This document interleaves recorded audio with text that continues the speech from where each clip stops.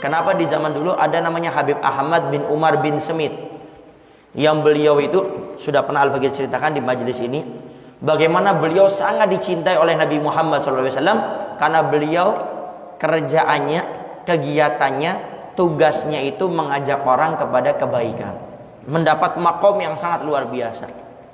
Dan kita pun yang hadir ke tempat ini, maka kita pun hakikatnya ingin menyebarkan daripada dakwahnya Nabi Muhammad SAW.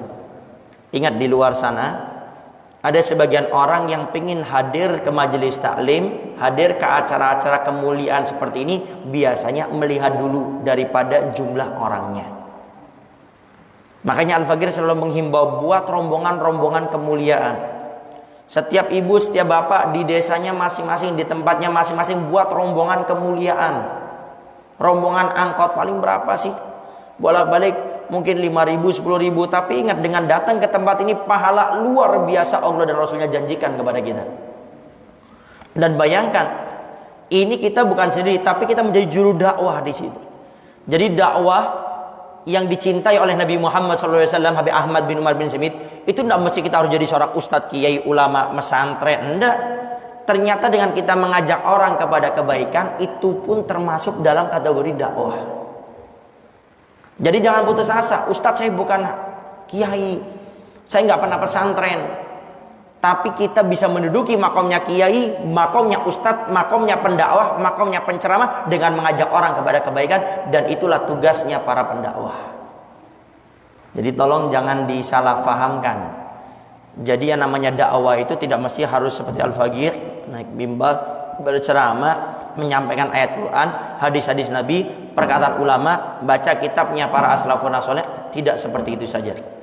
Ternyata dengan kita mengajak orang kepada kebaikan, itu pun dinamakan yang namanya dakwah.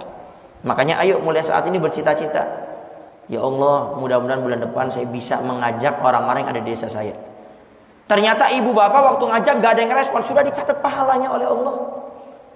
Sampai Nabi kata, innamal amalu binniyat wa innamal likulli imri'in ma nawa. Segala sesuatu tergantung niatnya. Dan Allah akan berikan pahala tergantung niatnya. Bukan besar banyaknya amal yang kita lakukan, niatnya kita. Makanya dalam kitab Risalatul Mu'awana, dalam bab niat, Al-Habib Abdullah Al-Haddad mengatakan, satu pekerjaan kalau dibarengi dengan 10 niat, maka Allah akan berikan bukan satu pahala daripada pekerjaan ini, tapi 10 niat daripada pekerjaan tersebut. Jadi walaupun cuma satu, contoh kita hadir majelis taklim, ini kan ibadah satu.